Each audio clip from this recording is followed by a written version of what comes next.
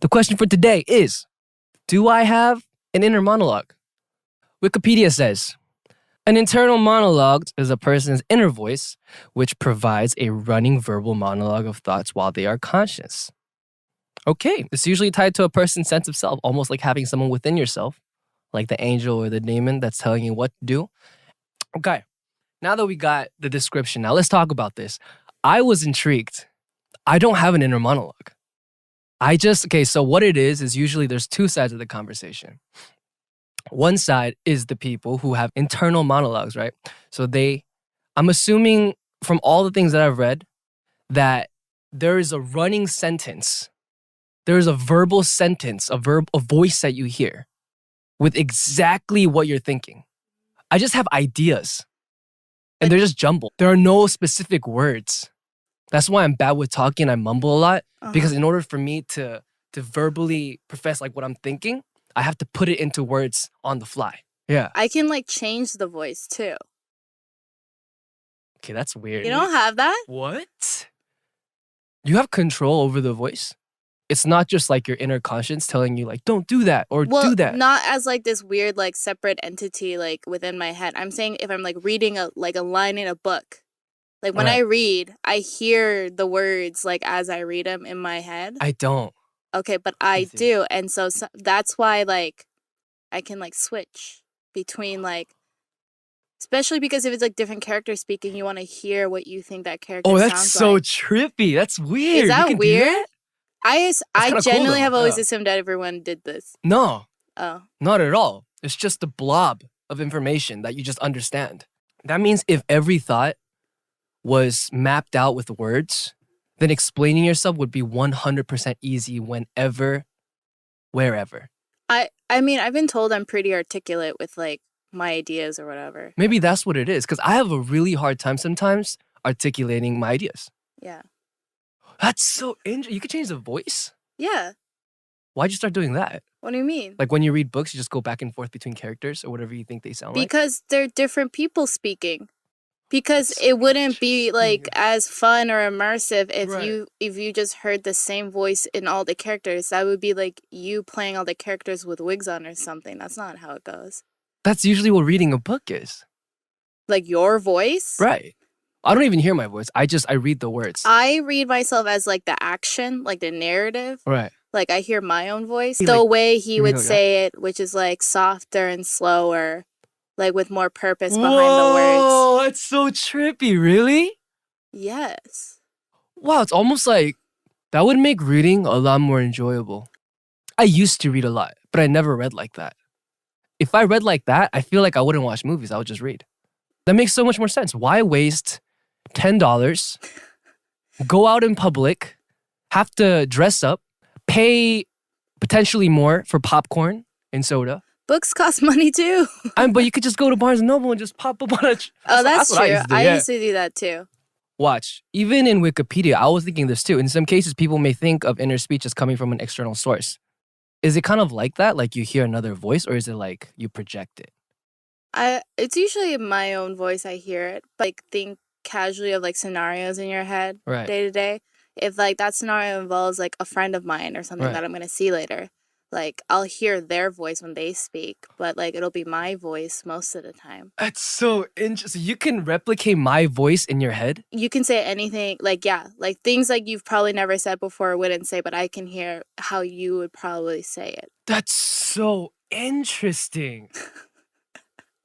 That's so why weird. Why do I feel like I'm weird all of a sudden? Yeah. I feel like you're weird. I'm not weird. Wait, what's like the percentage though? How many people have inner monologues? Let's check. Oh, currently 91 people have responded that they have an internal monologue. Uh-huh. And 18 people reported that they do not. Yeah, so I think you're more special.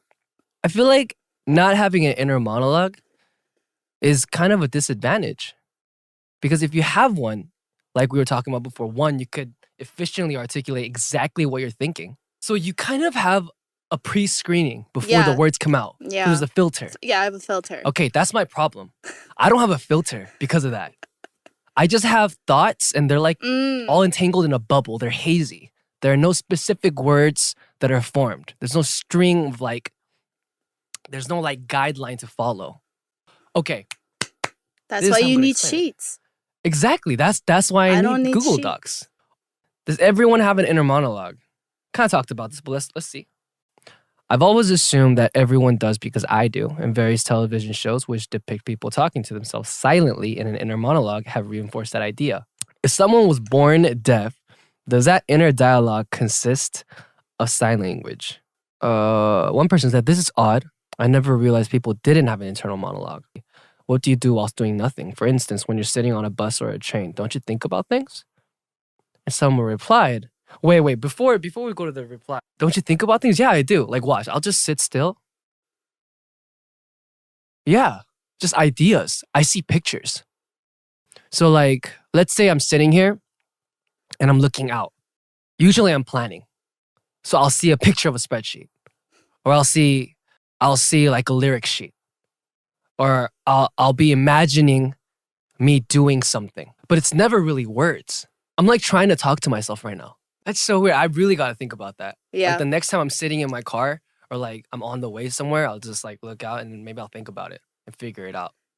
I don't ever have like a dialogue sequence and it automatically, like we're talking about, it automatically transmits myself like to the scene. Okay. And I'm looking at a visual representation of it. Okay, got it. Does it feed you thoughts that you haven't thought of before? No, because my thoughts are my thoughts. Okay, so my thoughts feeding thoughts. I still don't get the concept of it. I mean, honestly, I'm having a hard time too. But like, if it's just like baseline, like very generically, just being like, if you're able to hear a voice, like articulate words, then yes, I'm able to do that.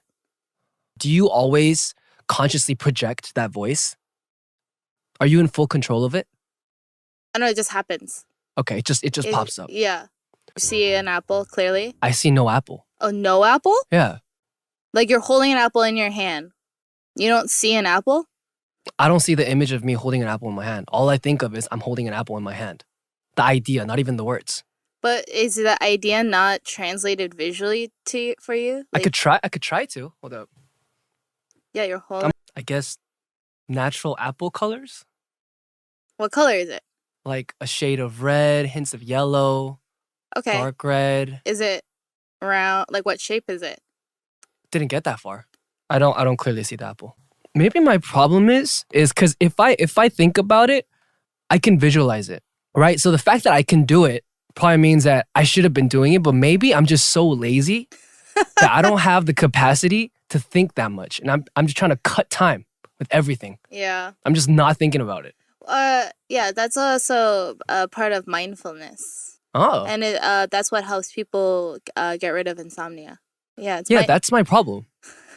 That's my issue. Like when I'm about to go to sleep, you know how like people who have insomnia, other people will be like, count sheep. Fold a piece of blank white paper. I found that on YouTube because I got desperate. I started looking for it. I found that. I started folding the paper, and that's supposed to make you go to sleep, right? You just fold it smaller and smaller. My paper started turning into paper origami. And then it turns into like a white door. And then the door cracks open and it becomes wood. And then it morphs. Yeah, like you're supposed to lay down, and then this is supposed to, I guess, help you practice mindfulness. Yeah. Focus on one thing so you can just go to sleep and not be like, have your thoughts everywhere.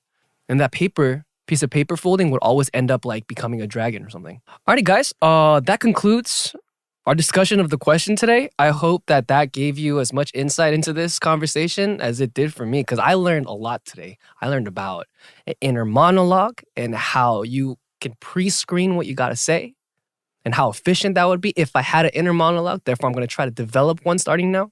We've learned a lot of things today. Round of applause.